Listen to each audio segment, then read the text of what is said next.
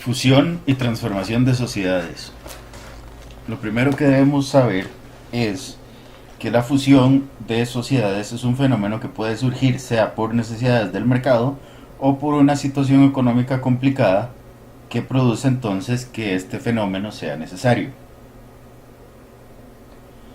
Actualmente hay una gran acumulación de capital por grandes empresas y tenemos entonces mercados donde cada empresa, es decir, cada sociedad trata de captar al consumidor para brindarle sus bienes o servicios. Por ejemplo, tenemos Coca-Cola, Pepsi, Big Cola, etcétera, ¿verdad? Entonces, una de las formas de adaptarse a este mercado y también de contratar está en la concentración de empresas. Nosotros vamos a ver que la concentración y la función no son lo mismo. Vamos a comenzar viendo lo que es la fusión. Ok, vamos a hablar en general de lo que es concentración para luego pasar a fusión. Disculpen. Ok, vamos a ver, las empresas van a tener la necesidad de expandir sus actividades y hay varias formas de crecimiento dentro de una sociedad. Por ejemplo, primero podemos tener lo que es el crecimiento interno, por ejemplo, abrir sucursales o establecimiento de un régimen de franquicias, y esto lo que permite es la expansión rápidamente de la misma empresa. También podemos tener un crecimiento exterior que puede ser por fusión en cuanto desaparezca una o varios titulares jurídicos.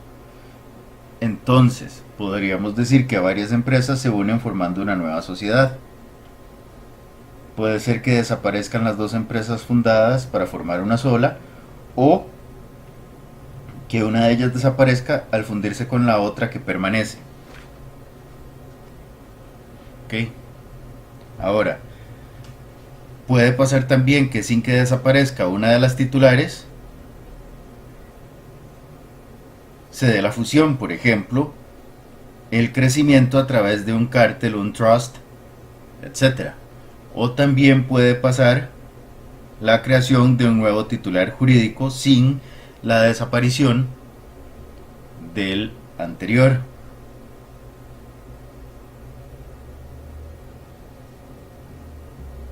¿Ok? Aquí vamos a tener sociedades en consorcio, sociedades madres y filiales, etcétera.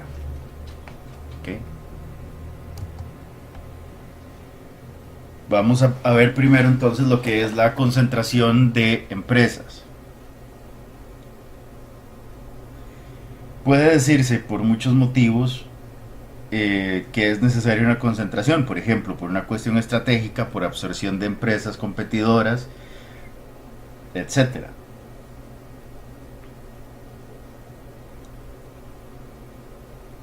Concretamente, para efectos de manejar, dominar o adaptarse al mercado, también puede darse una concentración.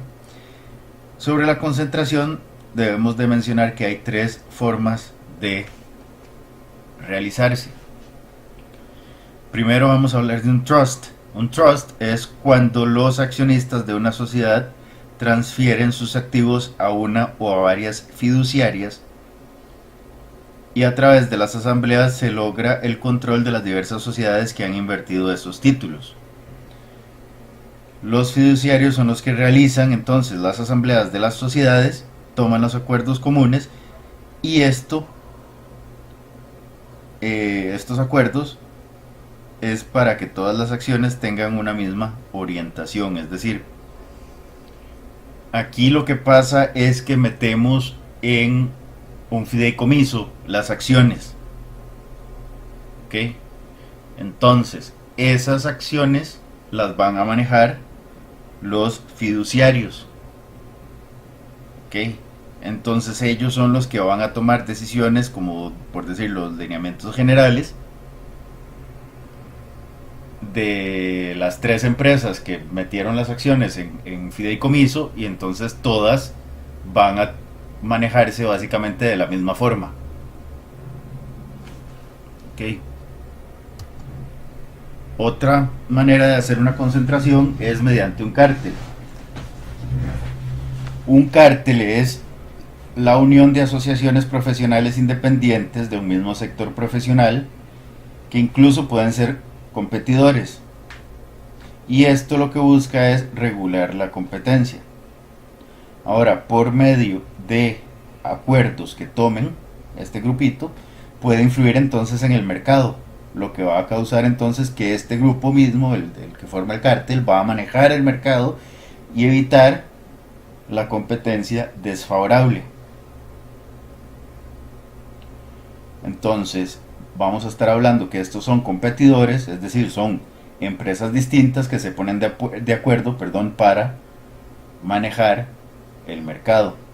El ejemplo que les doy es: imaginemos que Dos Pinos sea una sociedad anónima y que Cope Coronado sea una sociedad anónima y que la Borden también sea una sociedad anónima. La Borden ya salió del mercado, pero era una empresa de lácteos también. ¿Ok? Entonces, supongamos que estas tres empresas, para no hacerse competencia entre ellas e incluso para dividir el acceso al mercado, se ponen de acuerdo para manejar el mismo. Incluso se ponen de acuerdo para no sacar un producto con mayores ventajas que el otro. Se ponen de acuerdo para regular precios o en qué condiciones se lanzan los productos. De esta forma entonces van a poder controlar el mercado, van a ir en contra de la nueva competencia, porque ellos al manejar el mercado perfectamente, entonces, ¿verdad? Van a perjudicar a la nueva competencia o la creación de nueva competencia e incluso al consumidor, ¿verdad? Otra forma de realizar esto es mediante el consorcio. Un consorcio es una reunión de empresas con un género de negocio similar. Entonces, lo que va a buscar es un fortalecimiento económico y una mejora de las posibilidades de producción. ¿Ok? Ahí les doy el ejemplo de una empresa de automóviles que observa que producir neumáticos en el país donde se ensamblan y producen los automóviles es muy caro. Entonces crea una sociedad en otro lugar donde la producción de neumáticos sea más barata. Entonces esta sociedad es una empresa que tiene un género de negocio similar porque es para el automóvil o relacionado al automóvil, y entonces van a seguir ensamblando ensamblando los vehículos en un lugar y obteniendo entonces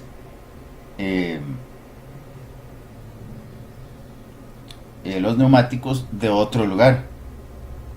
Entonces van a formar un consorcio de estas dos empresas y entonces se pueden adaptar mejor a lo que es el mercado.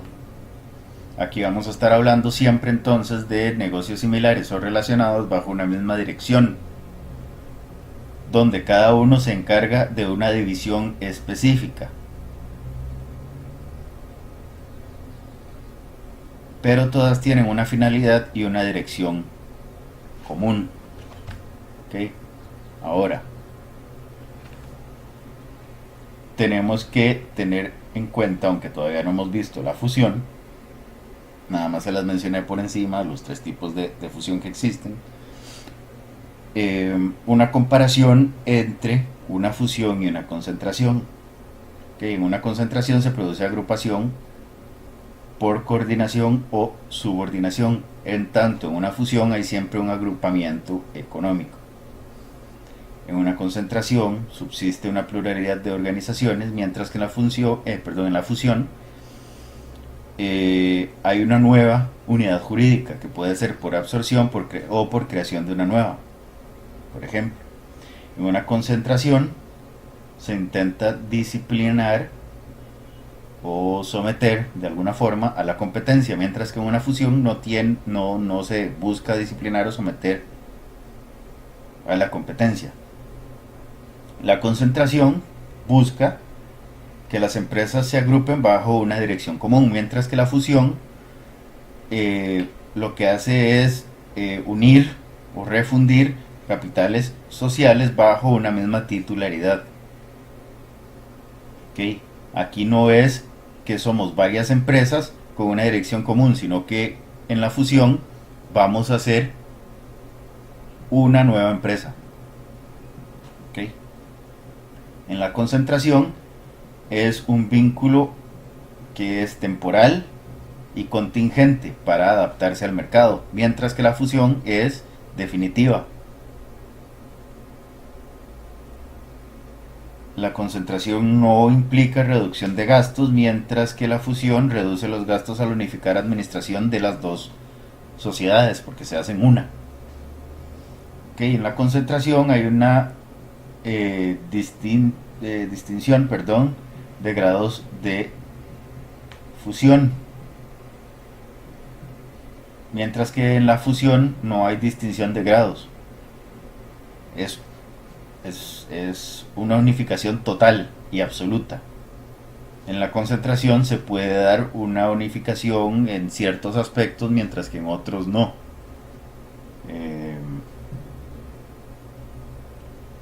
Por ejemplo, se pueden dar lineamientos generales para el consorcio de empresas, pero no necesariamente va a haber una unidad contable, por decir algo, sino que cada empresa todavía se maneja contablemente de forma independiente. Concentración se exterioriza a través de varias formas. Puede haber un consorcio, puede haber un cártel, etc. Mientras que la fusión es una institución que puede ser de diferente forma, pero siempre va a ser una institución social. Es decir, puede haber fusión por absorción, fusión por transformación, pero siempre va a ser fusión en el fondo. En cambio, la concentración no es lo mismo un cártel que un consorcio. Entonces podemos concluir que la concentración y la fusión en realidad no son lo mismo, porque no es un fenómeno igual, no es el mismo fenómeno, a pesar de que tengan ciertas similitudes en grado. Ok, ahora, ¿qué es esto de la fusión que hemos venido hablando? Bueno, la fusión es un acto de naturaleza social en cuanto a sociedades comerciales, ¿verdad?, que lo que busca es la ejecución de un acuerdo contractual para transformar totalmente el patrimonio de una o varias sociedades a favor de una tercera, que va a entregar las acciones propias a los accionistas de las sociedades transmitientes, que se disuelven pero no se liquidan. ¿Okay? Eso como concepto preliminar. Vamos a ver que no siempre es así, pero para tener una noción podemos decir que eso es una fusión. ¿Qué formas de fusión existen? Bueno, tenemos una fusión propia o total, ¿verdad?, que es cuando hay sociedades que tienen patrimonios, socios, objetos, todos distintos, sus propias relaciones jurídicas con terceros, etc., y se unifican, donde cada una de ellas traspasa todo. ¿A qué me refiero con todo? Bueno, los socios, el patrimonio, las relaciones jurídicas existentes, etc., a una nueva sociedad que se forma. Entonces, las sociedades estas que ya existían, lo que hacen es desaparecer y formar una nueva.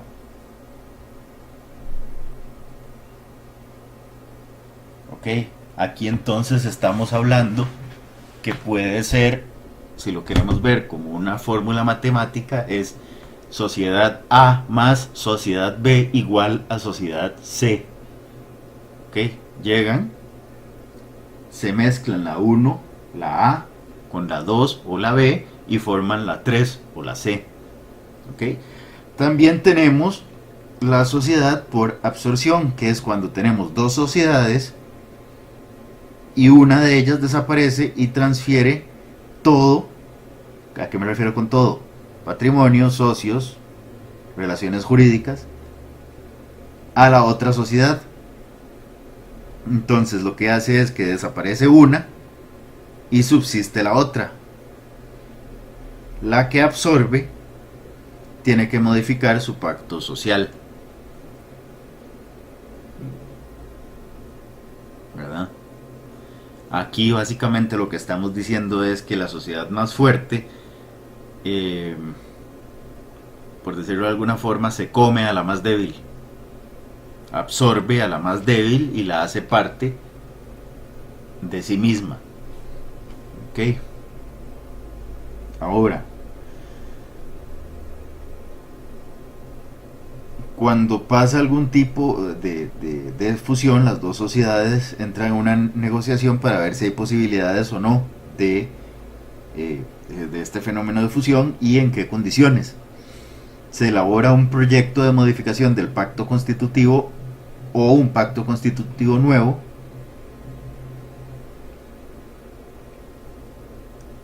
y esa tiene que entonces aprobarse llevándose a las asambleas de las dos sociedades para su evaluación. Una vez que las dos sociedades aprueban, el acuerdo va a ligar entonces a estas dos sociedades.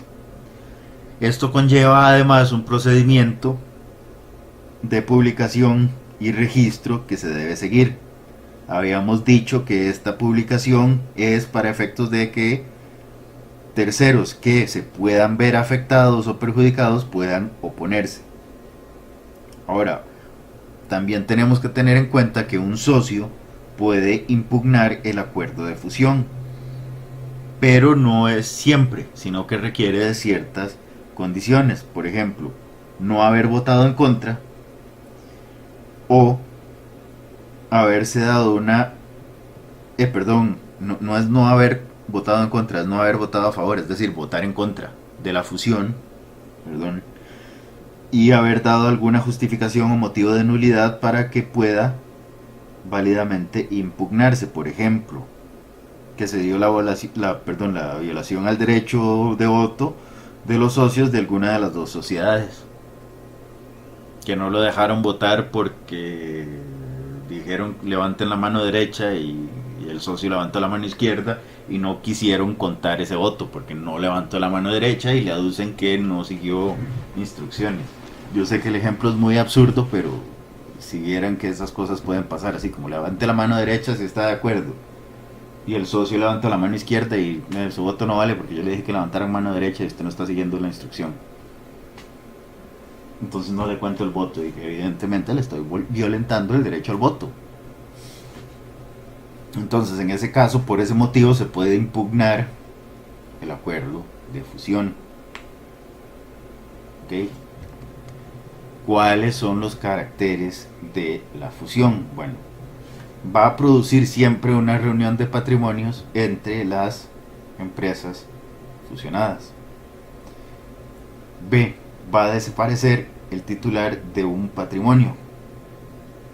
Okay, si las dos empresas desaparecen y forman una nueva, es decir, una fusión propia o una fusión total, entonces van a desaparecer las dos que se están fusionando. Ahora, si es una fusión por absorción, entonces la absorbida es la que va a desaparecer y la absorbente subsiste.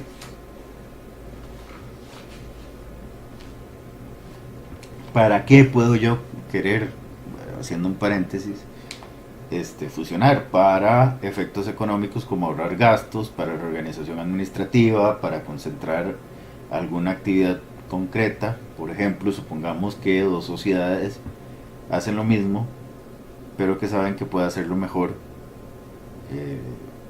si hay una fusión. Que otro carácter es que el nuevo ente que surge tiene como socios a las mismas personas que fueron socias en las sociedades desaparecidas. Si hay una fusión y esta es completa, es decir, se funde patrimonio, relaciones jurídicas preexistentes y socios, los socios de las sociedades preexistentes pasan a ser socios de la nueva sociedad. E incluso, en el caso de la sociedad absorbida, los socios de la sociedad absorbida pasan a ser socios de la absorbente. Por eso es que hay que modificar entonces el pacto social. Estos socios van a tener que recibir nuevos títulos. Las acciones de la sociedad fusionada ya no van a servir porque ya no existen, ¿verdad? Entonces, o reciben acciones de la sociedad nueva o de la sociedad absorbente dependiendo del tipo de fusión. Ok, para la fusión tiene que existir un acuerdo. Este es otro carácter, tiene que existir un acuerdo de las sociedades involucradas y este acuerdo se da en sesión extraordinaria. Acordémonos que las ordinarias lo que discuten, como lo indica su nombre, son asuntos normales u ordinarios del giro de la empresa.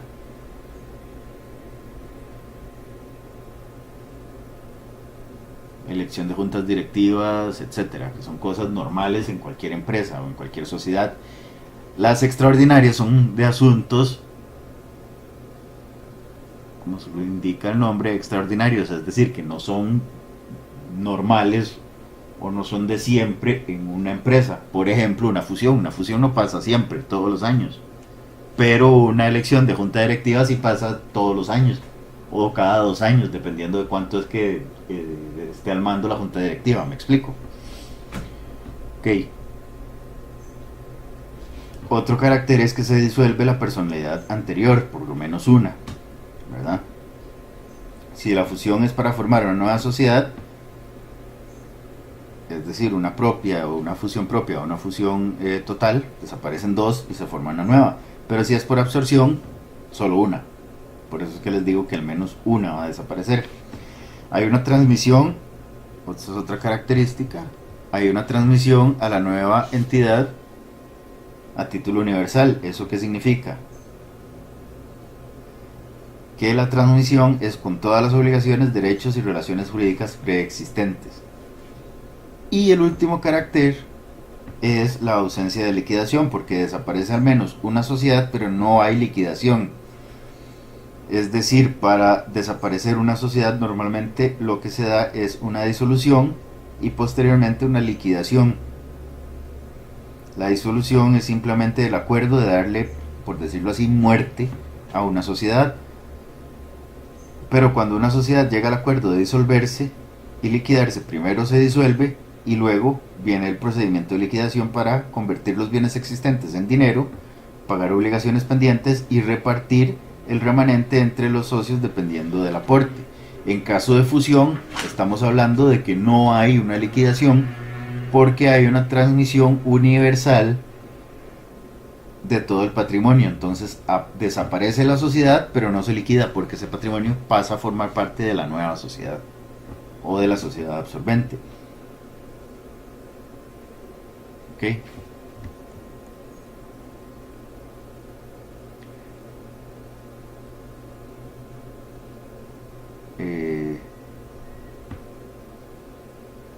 Vamos a hablar ahora de los presupuestos, presupuestos de la fusión.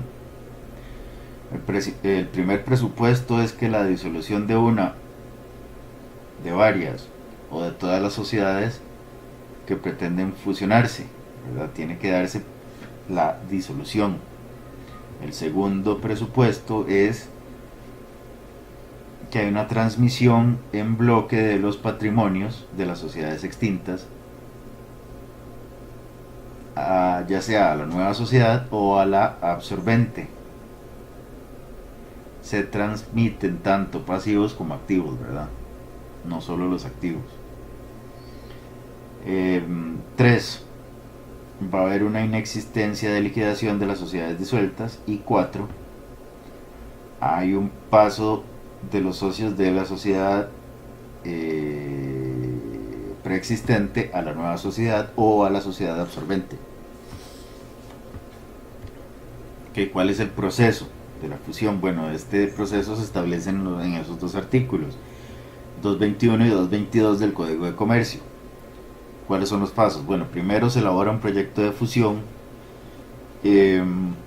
Ahí debe entenderse que es posterior a la tratativa, es decir, a la negociación, en que han entrado las juntas directivas de ambas sociedades por disposición de los socios para que exista una fusión. No se puede elaborar un proyecto de fusión sin antes no tener un acuerdo previo. Se da el acuerdo previo para elaborar el proyecto de fusión, que es el que somete la junta directiva de cada sociedad después a conocimiento. El segundo paso va a ser el acuerdo en asambleas extraordinarias convocadas al efecto por cada una de las sociedades. Entonces, cada una de las sociedades va a convocar esta asamblea extraordinaria para conocer el proyecto de fusión. Es decir, entonces, como consecuencia de lo que venimos diciendo, estas asambleas extraordinarias deben aprobar ese proyecto de fusión y después, o el paso siguiente, es publicar la escritura de fusión. En realidad, lo que el Código de Comercio exige es la publicación de un extracto del proyecto para efectos de que los terceros interesados que se puedan ver afectados por la fusión puedan oponerse, y una vez que pasa el plazo para oposiciones, de no existir o de resolverse las oposiciones, se da la inscripción respectiva en el Registro Nacional. Entonces, esos son los pasos para una fusión. Ahora bien, ¿cuál es este plazo para oposiciones? Bueno, el artículo 222 nos dice que el plazo para efectos de terceros en cuanto a la impugnación de la fusión es de un mes. Entonces, la fusión va a tener efecto hasta después de que esa publicación se dé. Es decir, no va a tener efectos hasta después de que transcurre el mes para oposiciones. Ahora, el código también me establece que debe haber un proyecto, pero no me dice cuál es el contenido.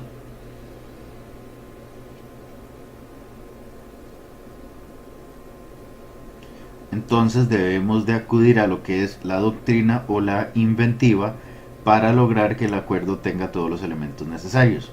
Yo les voy a dar o les voy a explicar cuáles son los aspectos que debe tenerse en cuenta para elaborar este proyecto de fusión. Ok, bueno, debe haber una denominación o nombre y domicilio de las sociedades de las sociedades participantes y de la nueva sociedad en caso de ser fusión propia, ¿verdad? Si es fusión por absorción, entonces indicar, ¿verdad?, cuál es la subsistente de esas dos que se señalan diciendo la denominación y el domicilio, es decir, el nombre y el domicilio. Los motivos y la finalidad de la fusión, es decir, con base en el derecho de información para que los socios conozcan en asamblea cuáles son las motivaciones y finalidades de esa fusión. El balance de cada una de las sociedades involucradas. ¿Por qué? Porque los socios de las sociedades fusionadas van a dejar de ser socios de dichas sociedades y van a ser socios entonces de esta nueva sociedad. Entonces habrá que ver el valor real de cada una de las acciones para luego establecer el valor de cambio de lo que van a recibir a cambio de las acciones que tenían, y el procedimiento a través del cual se va a efectuar esto, ¿verdad? También tenemos que tener en cuenta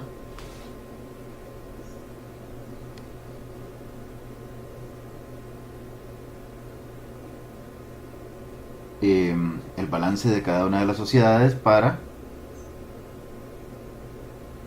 conocer si es un buen negocio o si lo que vamos a hacer es obtener deudas. La relación de cambio, perdón, fue la que les señalé anteriormente. La relación de cambio es para saber cuánto vale la acción de la sociedad, el valor real de la acción de la sociedad de la sociedad preexistente, para saber después cuál es el valor de cambio de la nueva sociedad y recibir ese cambio o esa diferencia, y establecer también el procedimiento mediante el cual se va a recibir el proyecto de escritura de la nueva sociedad, ¿verdad? Para que cada socio pueda examinarlo. Derechos a otorgarse por la nueva sociedad, si es que hay derechos, y el plazo para la aprobación de la fusión.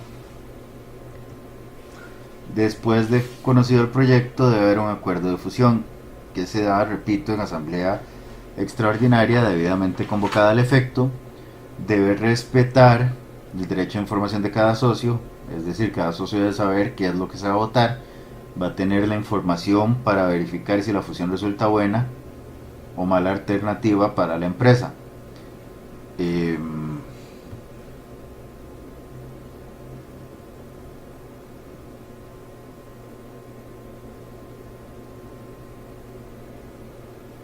En las sociedades colectivas se requiere unanimidad de los votos, pero deben estar presentes todos y votar en un solo sentido, ¿verdad? El acuerdo requiere publicación del extracto de escritura, según el artículo 21 en concordancia con el 19. Tenemos que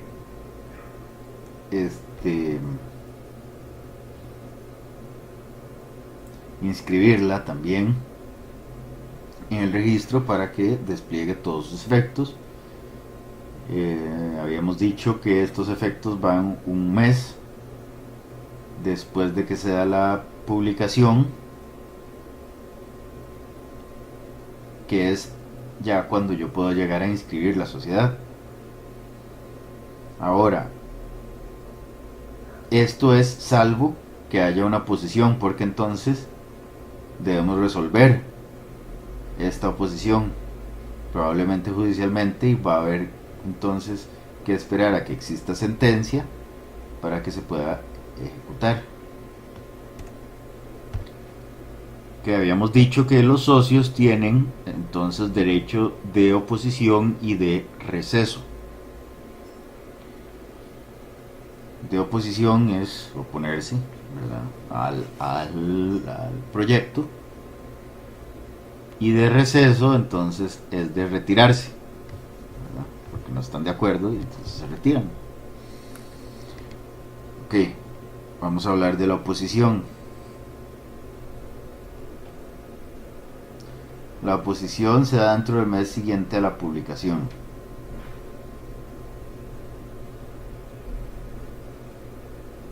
El artículo 222 del código se refiere, si ustedes lo ven, sobre todo a los acreedores, pero puede haber otros interesados. Debe realizarse judicialmente mediante proceso abreviado. Entonces el derecho de oposición va a depender de quién sea, si es un tercero o es un socio. El socio puede ejercer el derecho de oposición en la asamblea extraordinaria respectiva. ¿Por qué? Porque ahí puede entonces hacer uso de la palabra y oponerse a la toma del acuerdo votando en contra. Ahora, en el caso de que sean terceros, que pueden ser acreedores u otro tipo de interesados, entonces tiene que hacerse dentro del mes siguiente a la publicación del extracto, que es un plazo entonces de caducidad, es decir, un plazo corto y rígido. Pasado ese mes, no hay nada que hacer. Ok, ahora vamos con el derecho de receso. Conforme al artículo 32 bis del Código de Comercio, se puede dar por aumento de la responsabilidad o por traslado del domicilio al extranjero. Esas son las dos causales para hacer receso. En cuanto a sociedades de personas, el artículo 223 del Código de Comercio es el que nos va a aplicar en este caso. Ok, un paréntesis. Eh, el capítulo 10 de la fusión y transformación de sociedades se encuentra entre los artículos 220 y 225 inclusive del Código, evidentemente, de Comercio. Ahora, ¿qué es lo que me dice el 223? Dice: el socio colectivo o comanditado que no esté de acuerdo en la fusión podrá retirarse de la sociedad, pero su participación social y su responsabilidad personal ilimitada continuarán garantizando el cumplimiento de las obligaciones contraídas antes de ser aprobado el acuerdo de fusión. Ok, entonces aquí no es una forma, no estamos hablando de una forma de evitar responsabilidad, porque su participación social y su responsabilidad ilimitada van a continuar garantizando las obligaciones contraídas antes de ser aprobado el acuerdo de fusión. Ok. Ahora, en caso inverso, todos los socios que conformaban una sociedad anónima y que votaron en contra tienen derecho de receso. Por ejemplo, una sociedad de personas absorbe una sociedad anónima. Entonces, los socios disidentes, es decir, los que votaron en contra de que la sociedad de personas absorbiera a esta sociedad anónima, pueden salirse porque esa fusión produce mayor responsabilidad. Porque habíamos dicho que según el artículo 32 bis del Código de Comercio, el derecho de receso aplica cuando hay un aumento de responsabilidad o por traslado del domicilio al exterior. Ok. Ahora, la impugnación del acuerdo. Aquí vamos a aplicar los artículos 176 y 177 del Código de Comercio. Ellos dicen así: 176.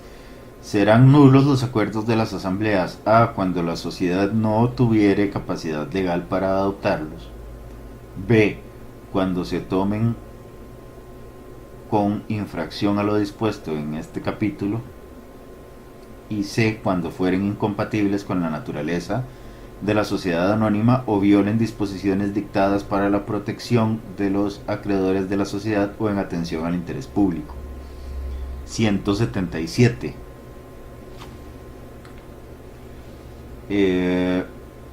La acción de nulidad a que da derecho el artículo anterior se regirá por las disposiciones del derecho común y prescribirán en un año, contados desde la fecha en que se adoptó el acuerdo o de su inscripción al registro mercantil, si esto fuera necesario. Okay, entonces me estaba diciendo cuándo son nulos y que el plazo es de un mes a partir de la fecha del acuerdo o la inscripción en registro, si es que era necesaria la inscripción en registro.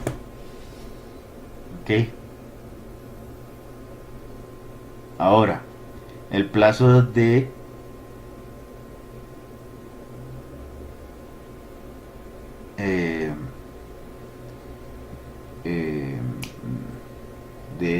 impugnación, habíamos dicho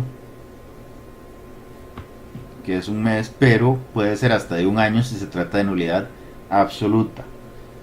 Se da a través de un procedimiento abreviado, se necesita legitimación pasiva, es decir, la demanda debe dirigirse contra todas las sociedades involucradas, todas, no solo una, porque lo que se decide en el proceso las va a afectar a ambas.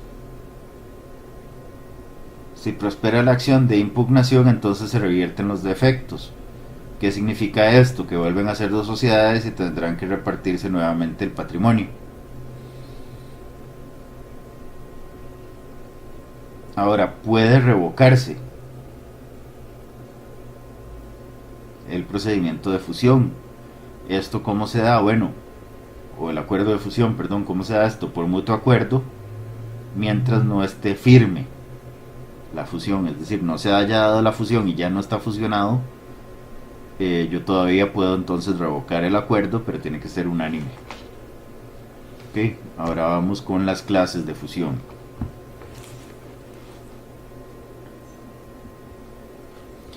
tenemos tres. La primera es por constitución de una nueva sociedad, que es la fusión propia. Entonces se extinguen todas las sociedades involucradas y se funden para formar una nueva. Está en el 220, párrafo segundo del Código de Comercio. Está la fusión por absorción o fusión impropia o por incorporación. Entonces esta supone la existencia de una de las sociedades preexistentes. A la sociedad subsistente se incorpora todo el patrimonio social, los socios y las relaciones jurídicas preexistentes de las sociedades que desaparecen. Hay una modificación del pacto social de la sociedad que subsiste por la constitución de los socios, accionistas y el capital social que se va a aceptar, y produce un aumento de capital. Hay un aumento igual al aporte de los socios que había realizado a las sociedades que se fusionan. Este está en el 220, párrafo tercero del Código de Comercio. Y vamos a tener una fusión heterogénea. Esta se da entre sociedades con objetos sociales distintos, o también entre entidades de distinto tipo social, por ejemplo una SA con una SRL. Entre sociedades de diversa naturaleza, por ejemplo una asociación con una sociedad o una fundación con una sociedad. Pero digamos en nuestro medio para este caso habría problemas prácticos porque no hay un procedimiento establecido para hacer esto. Okay. Vamos a ver entonces ahora las consecuencias jurídicas producidas por la fusión. A la sociedad, ¿cuáles son las consecuencias que va a tener la sociedad? Bueno, primero va a haber una desaparición en la fusión por creación de una nueva sociedad. Va a perder personalidad jurídica del nombre, la que desaparece. Va a haber un traslado del patrimonio a una nueva sociedad y va a haber una transmisión de las relaciones jurídicas preexistentes a la nueva sociedad. También va a haber un cambio de títulos para los socios y se va a producir sea la creación de una nueva sociedad para efecto lógico de la fusión de dos sociedades que desaparecen, o si es por absorción, entonces el aumento de capital de la sociedad que subsiste. En cuanto a los socios, ellos van a tener entonces el derecho de impugnación del acuerdo si hay causas para ello y si han votado en contra. No es esa o no es excluyente, sino es conjuntiva, es decir, tiene que haber causas para ello y tienen que haber votado en contra. Ok. B, o segundo efecto para los socios, se produce el derecho de receso. Entonces, cuando se pueda, ya sea por aumento de responsabilidad o por cambio de domicilio al exterior, va a haber un derecho de recibir nuevas acciones y va a haber un derecho que se le reconocen a sus participaciones en la sociedad de personas, a los socios. En cuanto a los acreedores, va a haber un derecho a oponerse a la fusión. Este derecho se puede ejercer dentro de un plazo establecido en el código, habíamos dicho un mes o un año incluso si es nulidad absoluta. No puede verse perjudicado su crédito y la nueva sociedad, la nueva o la absorbente, debe asumir deudas, relaciones jurídicas preexistentes y está obligada entonces a cumplir todos los contratos en los que estuviera involucrada la o las sociedades absorbida o absorbidas o la sociedad preexistente en el caso de que se conforme una nueva. En cuanto a terceros, ¿cuál es el efecto? Bueno, la clientela, por ejemplo, una persona que compra un artículo en una sociedad que se dedica a la venta de electrodomésticos y que, por ejemplo, va a hacer el reclamo de garantía porque tuvo alguna falla o algún desperfecto y todavía está en periodo de garantía, pero resulta que la sociedad ya no existe porque se fusionó con otra. Ahí entonces la clientela van a ser unos terceros afectados por esta fusión, que va a tener que ver con entonces la cuarta consecuencia que les apunté frente a los acreedores, porque entonces estos clientes van a ser acreedores porque hay una deuda de la sociedad. ¿Cuál es la deuda de la sociedad? El derecho de garantía. En cuanto al personal, ¿por qué? Porque cada una de las sociedades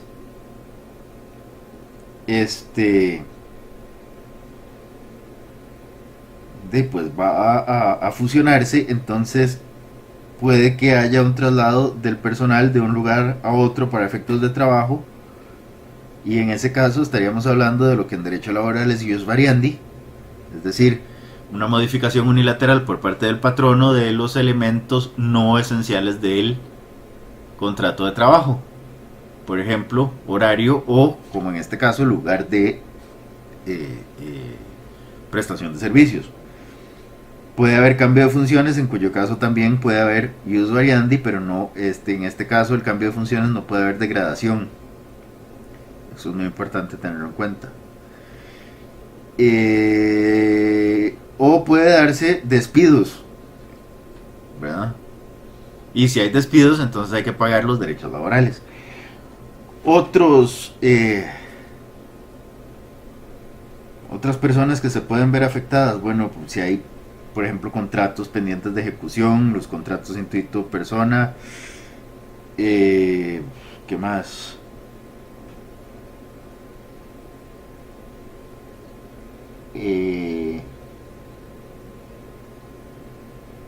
Por ejemplo, que yo compré, como el ejemplo que les estoy dando ahí, yo compré determinado suministro en determinada empresa porque a mí me interesa o me resulta confiable esa sociedad, y resulta que ya no existe esa sociedad, que en su lugar existe otra, pero ya esa otra no me brinda la misma confianza, entonces yo ya no quiero contratar con esa.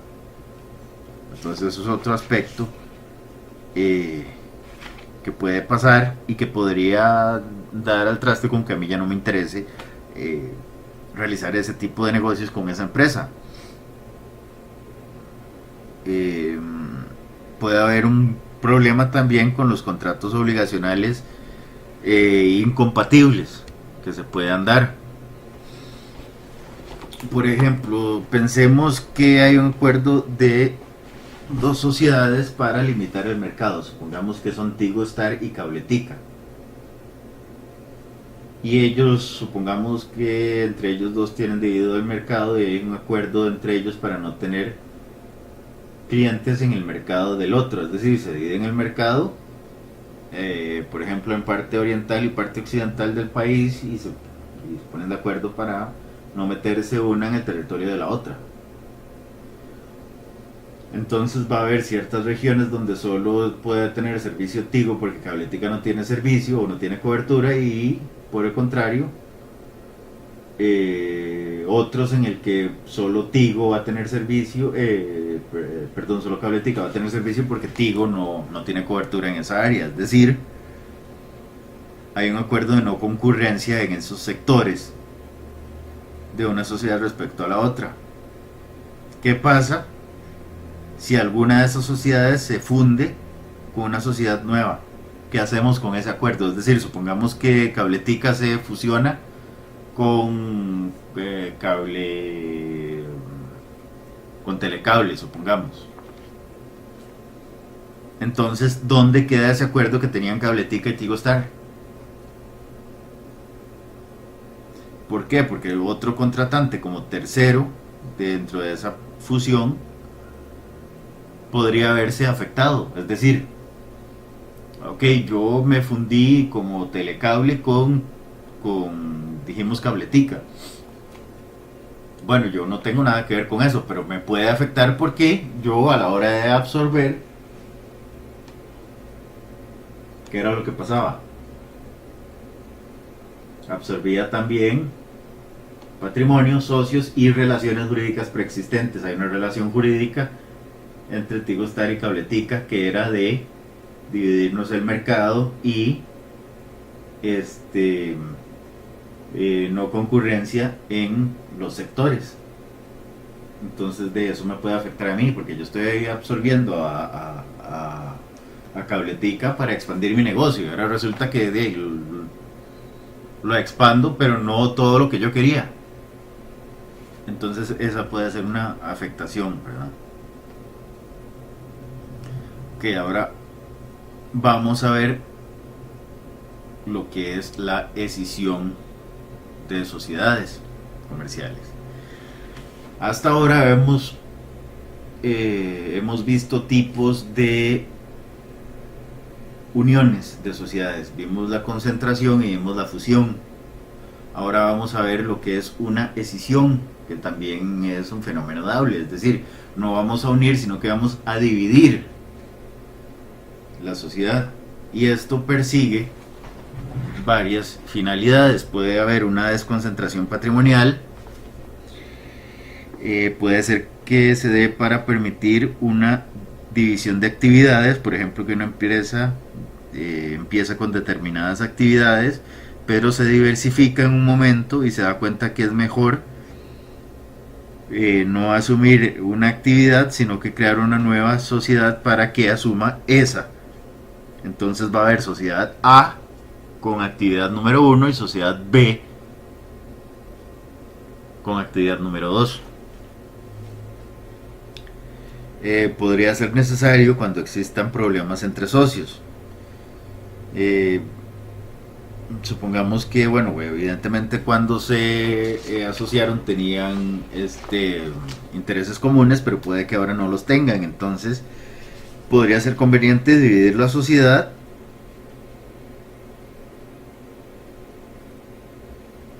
y que de la sociedad preexistente, que en el ejemplo les estoy diciendo que se llama A,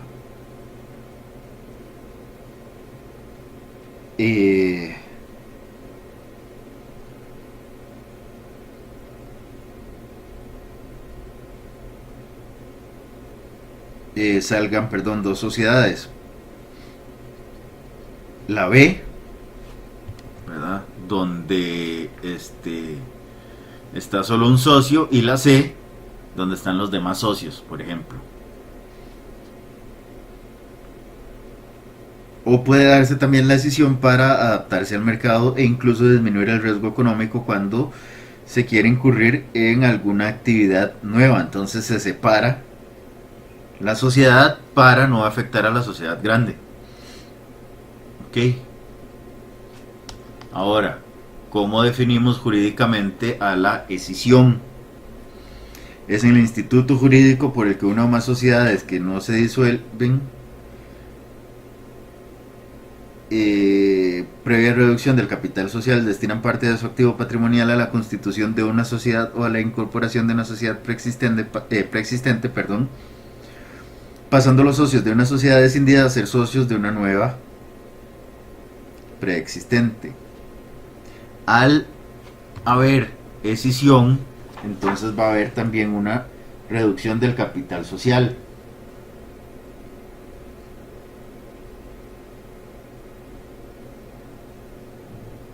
Tenemos que tener en cuenta que cuando hay una escisión, entonces una sociedad desaparece y se forman dos nuevas, ¿verdad? O tres nuevas. Entonces no podemos decir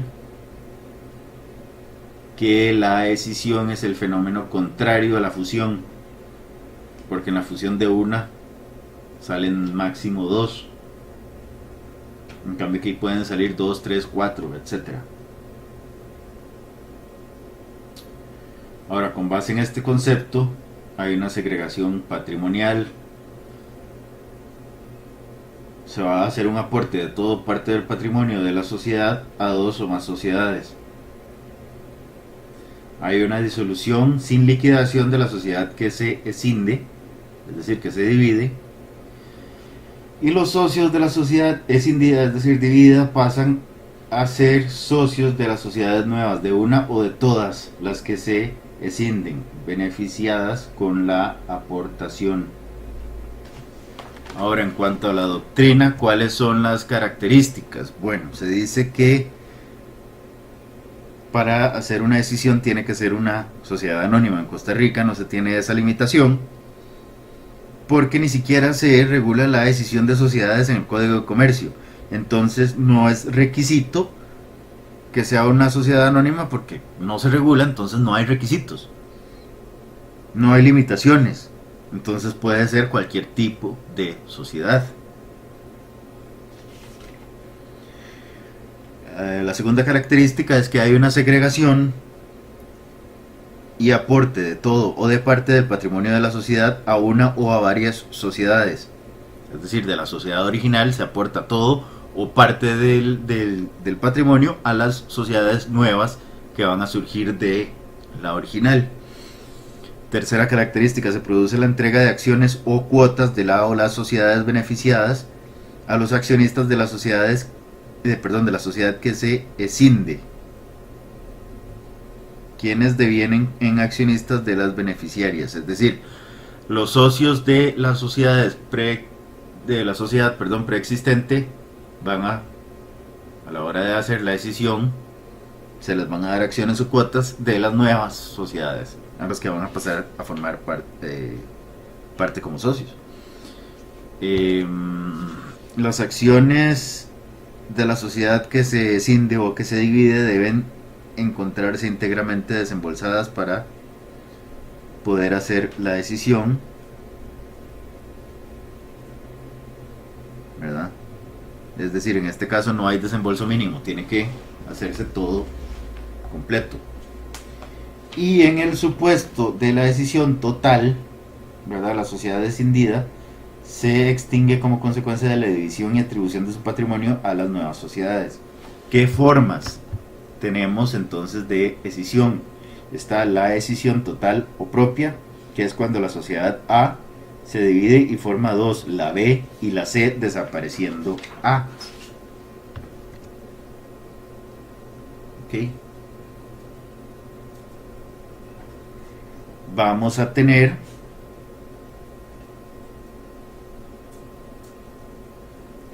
esta escisión de varias formas, ¿verdad? La primera puede ser la escisión simple, que es cuando entonces se da el fenómeno de que desaparece A y se forman B y C. Puede haber escisión por absorción, que es cuando una sociedad entonces se divide en dos, donde una parte es absorbida por una sociedad preexistente y la otra por otra sociedad preexistente. Cada una de las sociedades preexistentes va a aumentar su capital. No se va a crear una nueva sociedad, sino que la sociedad original entonces se divide y entonces va a conformar dos, por decirlo así, subsociedades que las van a absorber dos sociedades que ya existen. Por eso lo vemos en la ilustración. La sociedad A se subdivide en A1 y A2, y cada una de esas dos partes a su vez son absortas o absorbidas por B y por C. Entonces la sociedad B se va a absorber a A1 y C va a absorber a A2. ¿Ok? Ahora tenemos entonces la escisión por constitución de nuevas sociedades. En este caso, las porciones patrimoniales escindidas se transmiten a dos sociedades de nueva creación. Nuevas sociedades utilizan estas porciones y otras aportaciones. Aquí la sociedad A se escinde en dos. Una parte de la sociedad pasa a C y otra a B. Para esa sociedad B, aparte de ese aporte, recibe otros aportes. Esta sociedad se forma con otros aportes más el aporte de la sociedad escindida. Lo mismo pasa con C. el patrimonio escindido pasa a ser parte de los aportes de la nueva sociedad. Ahí lo tenemos en el dibujo, en la ilustración. La sociedad A se escinde en aportes. Entonces, la sociedad A aporta a B y aporta a C y desaparece. Y para formar el capital de B, aparte del aporte de A, están los circulitos externos, que son los aportes externos de otras personas igual que C, que es lo que les vengo explicando. También puede haber una escisión combinada simple, que es la combinación de las anteriores. Entonces, una o más partes de las sociedades escindidas se transfieren a una o más sociedades de nueva creación y otra u otras aportes a sociedades preexistentes. Entonces, supongamos que la sociedad A se escinde en 4.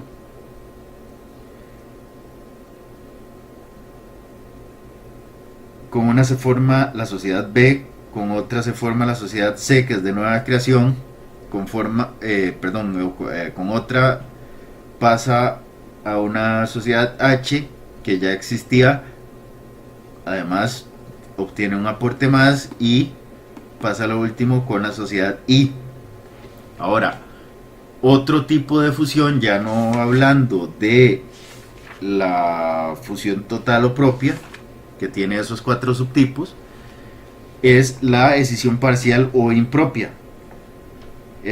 La idea es que a esta clase de escisión se le pueden aplicar las mismas formas anteriores, con la única característica de que esta parte siempre será absorbida por una sociedad preexistente. El resto de las combinaciones puede ser igual a las demás.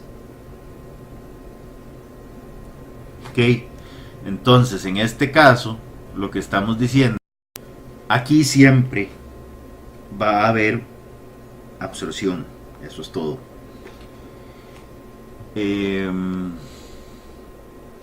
Otro tipo es la escisión combinada. Hay varias posibilidades y este tipo, la escisión combinada, es combinación de las dos anteriores y eventualmente se puede dar también fusión en este caso. Por ejemplo, tenemos el primer tipo, que es escisión fusión cruzada. Entonces tenemos a la sociedad A y una sociedad B y las dos se escinden. A pasa a ser A1 y A2, B pasa a ser B1 y B2. ¿Okay? Se forma una sociedad C con A1 y B1 y se forma una sociedad D con A2 y B2 de la siguiente forma. Ok, aquí vemos una escisión fusión cruzada, ¿verdad? Hay una escisión de A y de B y ustedes ahí están viendo dónde se da el cruce. Hay una combinación de las escisiones de A y de B, es decir, había una fusión de las escisiones de A y de B para formar las sociedades C y D. Okay, también tenemos la escisión combinada simple, la escisión por absorción cruzada, ¿verdad? Que es cuando cada una se divide, una parte de la sociedad pasa a formar parte de otra y viceversa. Entonces la sociedad se escinde, pero queda una parte de la sociedad preexistente y esta parte preexistente es la que absorbe una parte escindida de la otra sociedad. Es decir, aquí lo que estamos diciendo es que A y B se escinden, es decir, se dividen. Entonces quedan, por decirlo así, A y A1, B y B1. Entonces, la sociedad A absorbe a B1 y la sociedad B absorbe a A1. Entonces, al final, la sociedad que queda, una de las sociedades que queda, perdón, va a ser A más una parte de B, y la otra sociedad va a ser B más una parte de A. Ahí lo ven, A más B y B más A. Ok.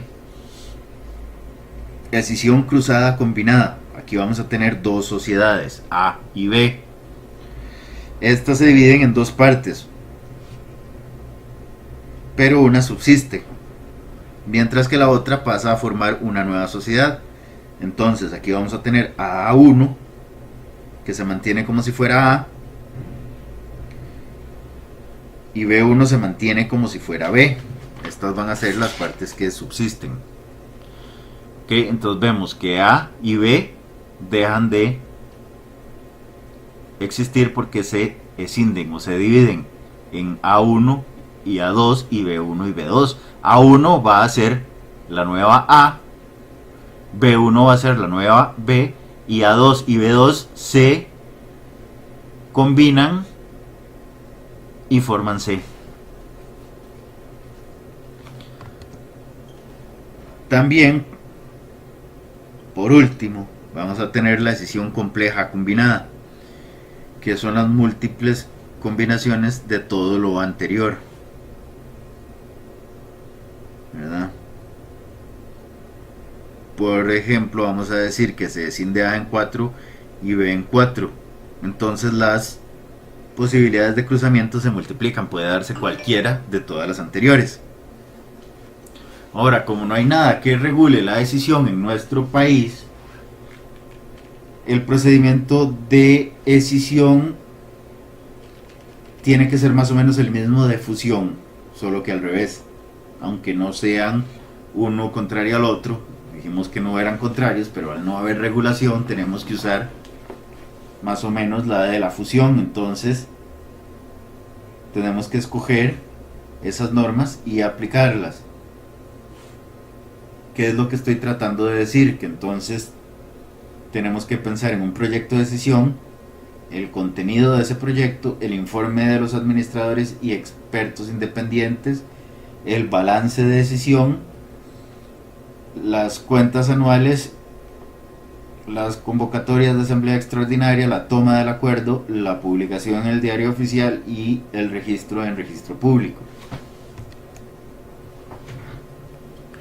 La impugnación va a ser igual que la impugnación de la fusión por analogía, es decir, no tenemos reglas, hay una laguna, es decir, hay un hueco, un vacío en el ordenamiento y lo tenemos que suplir.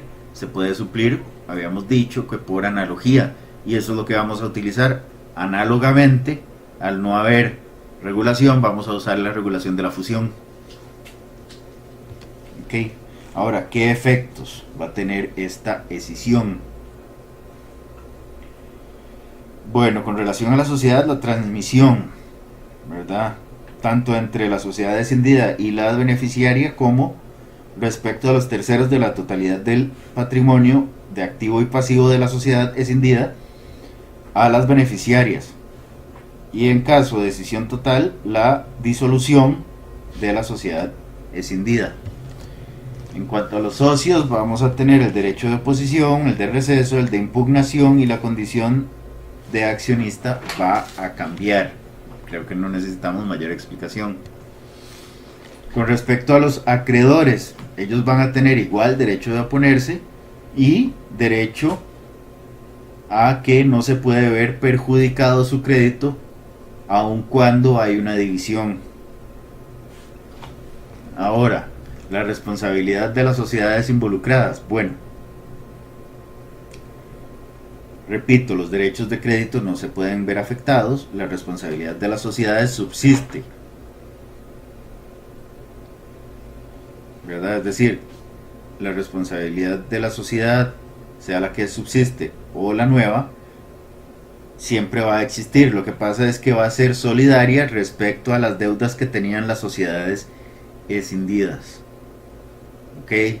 Digamos que A se dividió en A1 y A2, entonces A1 y A2 van a ser solidariamente responsables por las deudas que tenía A. En la decisión parcial va a cambiar un poco, porque si es parcial, es decir, hay una sociedad subsistente y una nueva, la que responde es la subsistente, pero la sociedad escindida, es decir, la que se crea como sociedad nueva, va a tener responsabilidad subsidiaria, ya no solidaria, es decir, A se divide y quedan A, que era la original, y A1. Entonces, en este caso, A, las responsabilidades que tenía A cuando solo era A, quedan para A. Ahora, si a la hora de responder por esas obligaciones todavía queda saldo al descubierto, subsidiariamente, es decir, ya le cobré a A y quedó saldo al descubierto, entonces le puedo cobrar a A1. Eso es lo que quiere decir. ¿Okay? Con esto ya terminamos lo que es la escisión. Ahora vamos a pasar a ver lo que es la transformación de las sociedades. ¿Ok? Ok, ahora, en cuanto a lo que es una transformación, debemos de señalar que la transformación supone el abandono de la forma que originalmente tenía la sociedad para adoptar una forma nueva o una forma distinta de sociedad. Es decir, vamos a pasar de una sociedad colectiva a una sociedad de responsabilidad limitada, o de una sociedad anónima a una sociedad en comandita, por ejemplo. Entonces, se produce una transformación profunda de la estructura que originalmente va a tener o que tenía la sociedad para someterla a un régimen distinto. Los socios también experimentan cambios. Por ejemplo, no es lo mismo ser socio de una sociedad anónima a serlo de una SRL o una sociedad en comandita. Los socios van a tener afectación por el cambio de estructura social al pasar de una forma social a otra diferente. Ahora, el acuerdo de transformación tiene que ser adoptado por asamblea. Eso implica la modificación del pacto social, y habíamos dicho que las modificaciones de pacto social son competencia de asamblea extraordinaria. La transformación se debe materializar en escritura pública y se debe de inscribir en el registro. ¿Por qué? Porque es una modificación del pacto constitutivo. Ahora, cuando se da la escritura de transformación, o sea, a la hora de pasar de una sociedad a otra, al hacer ese cambio, la escritura tiene que contener los requisitos que el Código de Comercio menciona para la sociedad específica en la que, o para la forma de sociedad específica en la que nos vamos a transformar. Lo único que no va a afectar es la personalidad jurídica, porque la sociedad sigue siendo persona jurídica y sigue teniendo relaciones a lo interno y a lo externo. Ahora bien, necesito que escuchen bien esto. La sociedad, dependiendo, o sea, las cosas cambian dependiendo del tipo de sociedad de sociedad en la que estamos presentes, con respecto a la que vamos a transformarnos. Entonces vamos a comenzar a hablar de la transformación de una sociedad colectiva. En este caso, los socios quedan sometidos al régimen social de la nueva sociedad. Van a tener una condición distinta. Si la transformación de una sociedad en nombre colectivo es a una sociedad anónima, el cambio es radical. ¿Por qué? Porque donde el socio pasa a ser socio de una sociedad de personas a ser accionista de una SA, esto implica un cambio de estructura social y de tratamiento del socio en la nueva estructura. Y lo vemos más claramente con el tipo de responsabilidad, ¿verdad? Ya no es ilimitada, sino que es limitada, ¿verdad? Para que se logre esta transformación, al implicar una transformación en escritura social y, como les indiqué, esa transformación se da por modificación del pacto constitutivo, hay que tener un consentimiento por unanimidad de los socios, porque es una sociedad en nombre colectivo. Eh, ¿Por qué? Porque todavía es una sociedad en nombre colectivo y habíamos dicho que las sociedades en nombre colectivo funcionan con acuerdos por unanimidad. ¿Qué pasa con las deudas existentes antes de la transformación? Que al transformarse en SA implica una modificación en cuanto al tratamiento de la responsabilidad. Entonces el socio colectivo, habíamos dicho que tiene responsabilidad subsidiaria e ilimitada, ¿verdad? Ahora, cuando se convierte en una SA, entonces el socio va a tener responsabilidad limitada. Sin embargo, no pueden desatenderse las responsabilidades anteriores. Es decir, la transformación no puede afectar ni a terceros ni a los acreedores, porque ellos no tienen por qué padecer los efectos de un negocio propio. Es decir, los terceros que contrataron con, con las sociedades o los acreedores de esas sociedades no tienen por qué saber que ellos en 2, 3, 4 meses se iban a transformar de una sociedad de personas, de una sociedad colectiva, en una sociedad anónima. Entonces ellos no tienen por qué sufrir los efectos de esa transformación. Entonces las deudas anteriores mantienen el respaldo del patrimonio de los socios ilimitadamente. ¿Ok? Ahora, si la transformación es de una sociedad en comandita, entonces rigen los mismos principios que acabamos de hablar o que acabamos de indicar para la transformación de la sociedad colectiva. Requiere consentimiento de todos los socios, es decir, colectivos y comanditarios, y esto porque hay una modificación del contrato social. Siempre vamos con asamblea extraordinaria, ¿verdad? Y se toma el acuerdo de transformar de un tipo social, en este caso en comandita, a otro, ¿verdad? Ahora, si lo vamos a transformar en una SA, lo mismo, ¿verdad? Es exactamente igual que en el caso anterior. Ok, ahora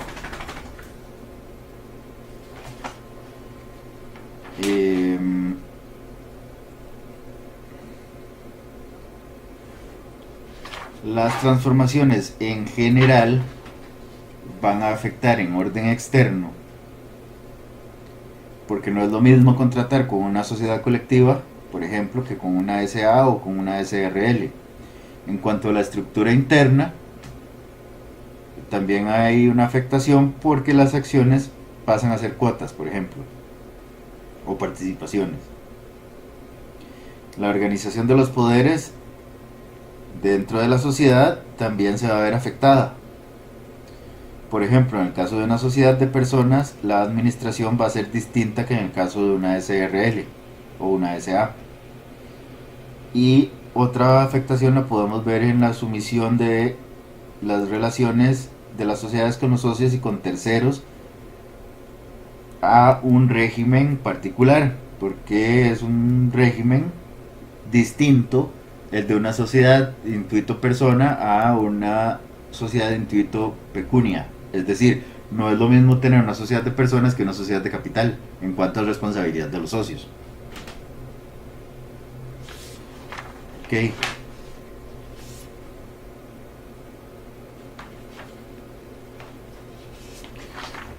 En cuanto a la transformación de una sociedad anónima, por ejemplo, si se transforma en una sociedad en comandita, se modifica el sistema de responsabilidad de los socios.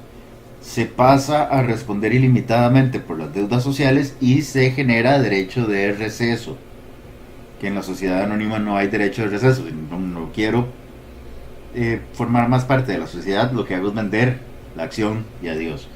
Si se transforma la sociedad anónima en una SRL, entonces parte de la doctrina dice que el socio disidente, es decir, el que se retira, debe contar con un plazo para transferir sus acciones.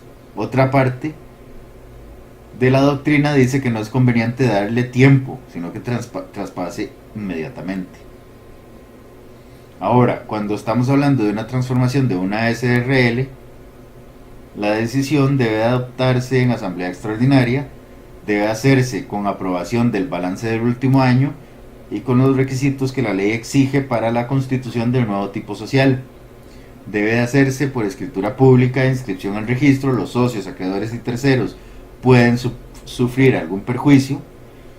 Existiría derecho de receso cuando la transformación es a una sociedad colectiva o a una sociedad en comandita, porque son sociedades de personas todas. Si es una SA, no hay derecho de receso, sino que después usted se le da su acción y si no quiere seguir, venda su acción. Si es una SA, ¿verdad?, podría existir aún mayor afectación, salvo que se compruebe que hay un perjuicio, que se establece claramente en qué consiste el perjuicio que se está dando con esa transformación, y entonces puede haber entonces retracto, ¿verdad? Ok. Vamos a ver, en cuanto a la impugnación del acuerdo, digamos que hay un acuerdo de transformación y un socio no está de acuerdo. Se puede dar entonces una impugnación siempre y cuando se realice dentro del año que se establece en el Código de Comercio como periodo de prescripción, se haga mediante proceso abreviado, el socio sea disidente. Habíamos dicho que un socio disidente es el que votó en contra, o que no haya participado ese socio en la asamblea. Entonces el socio debe ser disidente o que no haya participado en la asamblea. Y el cuarto requisito, ¿verdad?, viene a ser que se demuestre que hay un daño y que por esa razón se tiene derecho a impugnar el acuerdo, o que fue tomado por la mayoría adecuada o por cualquiera de las otras causales, por la mayoría inadecuada, ¿verdad?, o por cualquiera de las otras causales que pueden dar al traste con una impugnación de acuerdo. Por ejemplo, que la convocatoria fue indebida, que se violó el derecho a información, se violó el derecho al voto, etc. También puede haber derecho de receso, si existen socios que pueden ejercer el derecho de receso válidamente. Entonces tiene que hacerse en relación de cuáles son esos socios que hicieron uso del derecho de receso, porque al implicar esto la obligación de la sociedad de pagarle a ellos el valor de sus acciones va a tener la consecuencia de afectar el capital. No afecta a la personalidad, pero sí va a afectar el capital. Entonces hay que ver si aplica o no aplica el derecho de receso. El derecho de receso aplicaba cuando eran solo sociedades de personas. Si es de capital no hay derecho de receso. Me dan mi acción y yo la vendo y adiós. Ok. Ahora, acuerdo de transformación. Cuando hay una transformación se debe tomar un acuerdo. El acuerdo no puede perjudicar a los socios. Es ahí donde podemos pensar en la posibilidad de receso cuando se compruebe que se ha producido un perjuicio y tiene que ser disidente o no haber estado presente en la votación para implementar el acuerdo. No puede modificar participaciones en el capital social, el acuerdo de transformación, ¿verdad? No se le puede perjudicar a los socios si se van a transformar la SA en una SRL o en una sociedad colectiva, o la participación que el socio tiene dentro de la asamblea de la SA no puede modificársele en su perjuicio, en el sentido que no pueden tener menos participación a la que tenían en la estructura social. ¿Okay? Es decir, se le tiene que mantener la participación en la nueva estructura social. No puede implicar reducción de los derechos correspondientes a los títulos distintos a las acciones. Si se transforma en una sociedad colectiva o una sociedad en comandita, implica una modificación del régimen de responsabilidad, con lo que los socios pasan a responder ilimitadamente por las obligaciones, pero por las deudas nuevas, no por las anteriores. Entonces la transformación va a implicar un aumento en la responsabilidad, con lo que se obtiene entonces el derecho de receso. Habíamos dicho que esa era una causal de derecho de receso, el aumento de responsabilidad, porque es indudable que hay un perjuicio, ¿okay? Y no puede perjudicar a acreedores y a terceros. Ese es entonces el otro aspecto que hay que tomar en cuenta. En sí, el acuerdo de transformación no puede, número uno, son 4 cosas. Número uno, no puede perjudicar a los socios. 2, no puede modificar participaciones en el capital social. 3, no puede implicar reducción de los derechos correspondientes a los títulos que sean distintos a las acciones. Y 4, no puede perjudicar a acreedores ni a terceros. Ya con eso entonces tenemos claro lo que es una disolución, una transformación. Ocupo que sepan bien esto. Todo esto es muy importante.